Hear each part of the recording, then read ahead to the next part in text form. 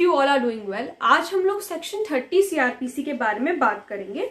Section 30 CrPC हमें बताता है sentence of imprisonment in default of fine, यानी कि अगर जैसे मान लो ये उन ऑफेंसेस की बात हो रही है जिन ऑफेंस की पनिशमेंट इम्प्रिजनमेंट प्लस फाइन है।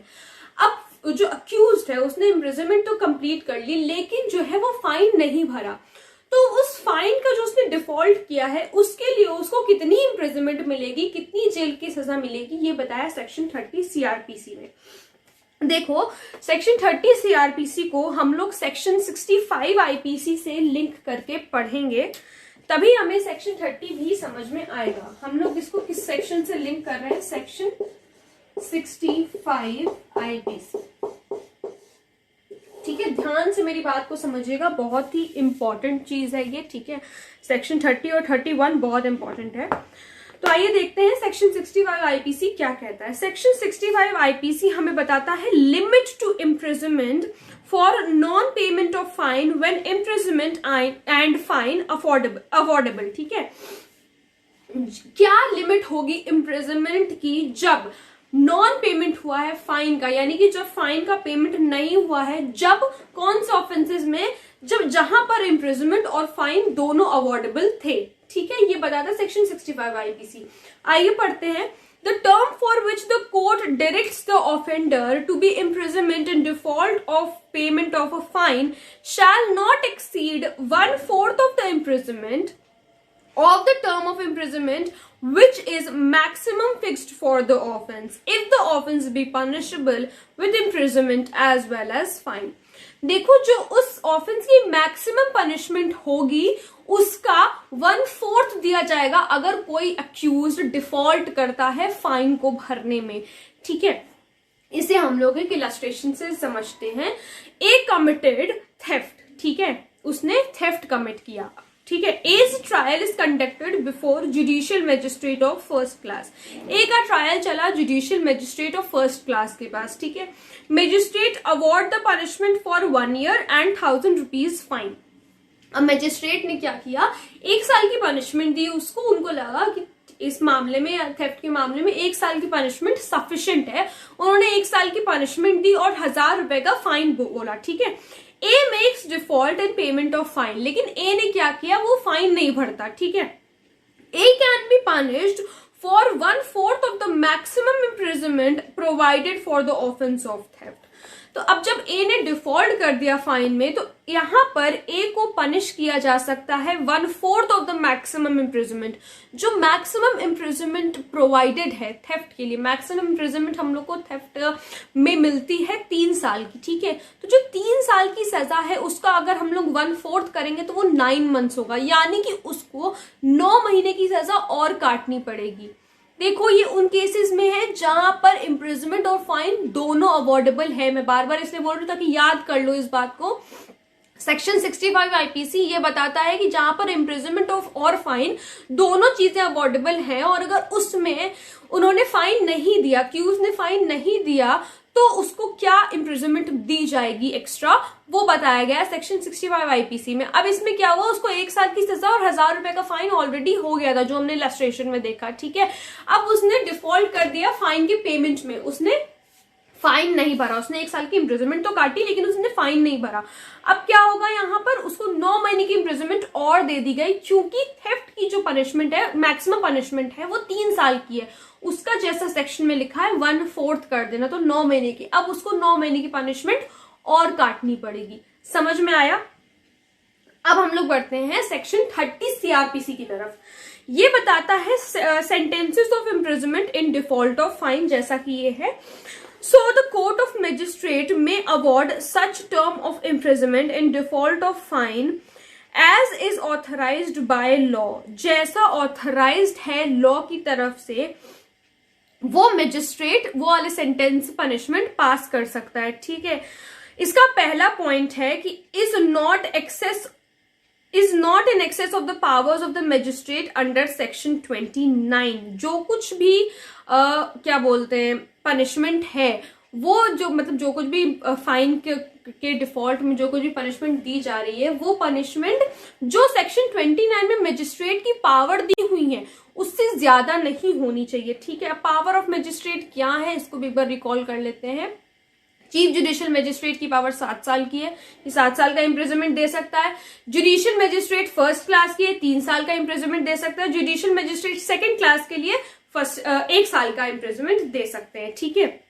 इसका जो हम लोगों ने पहला पॉइंट पढ़ा है कि मजिस्ट्रेट अपनी पावर से ज्यादा इम्प्रिजनमेंट नहीं दे सकता डिफॉल्ट ऑफ फाइन के लिए, उसको हम लोग एक और तरीके से एक और सेक्शन से समझते हैं, सेक्शन 392 आईपीसी से।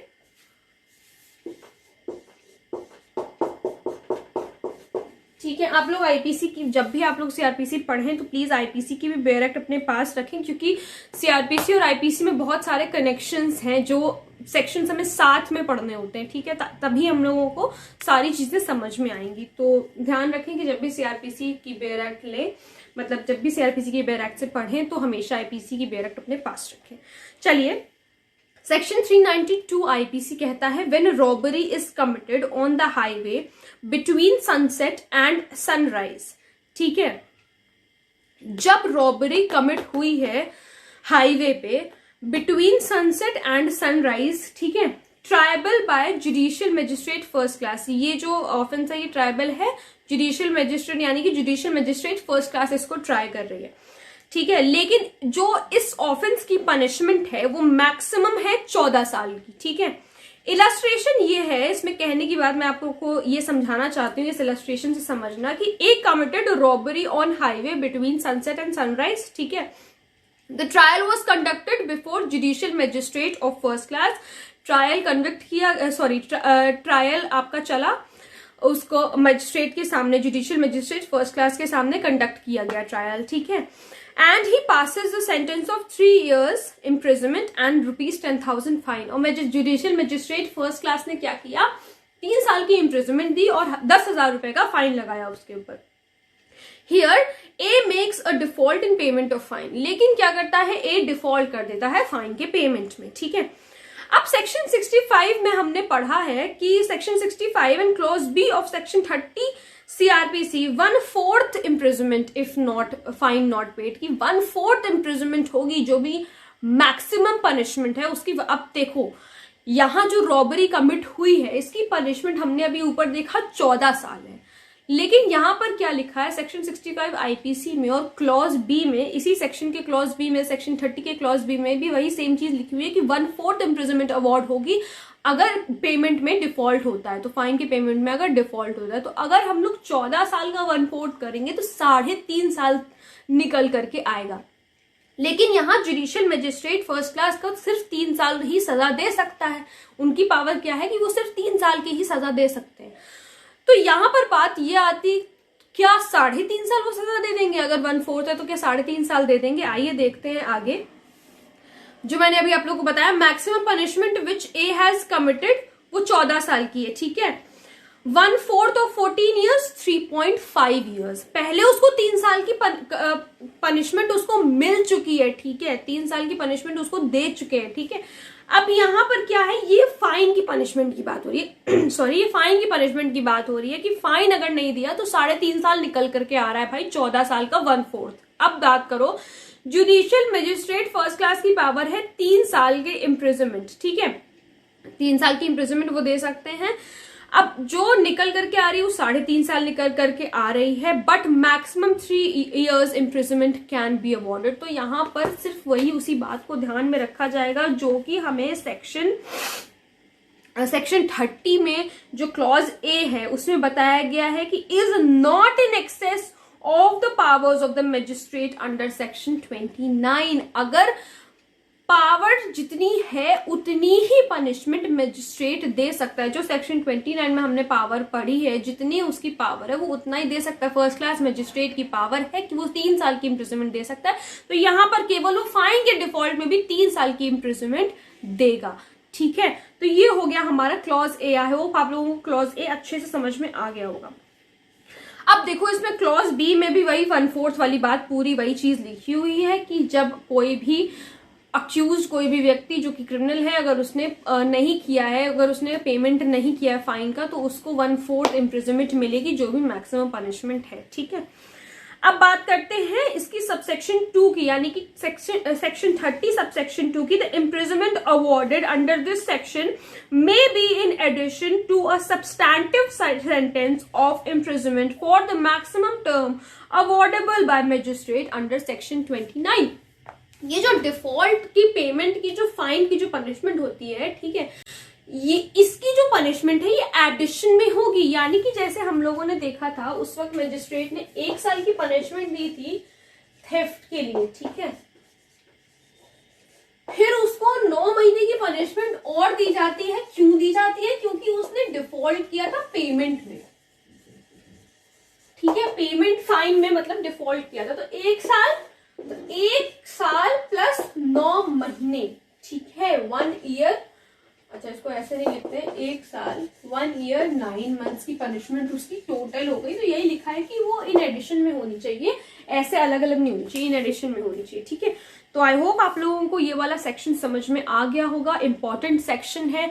आई होप मैंने आप लोगों को क्लियरली समझाया है। अगर कोई प्रॉब्लम है तो please let me know in the comment section, और अगर आप लोग किसी टॉपिक पे वीडियो देखना चाहते हैं तो वो भी प्लीज मुझे जरूर बताइएगा। Thank you so much.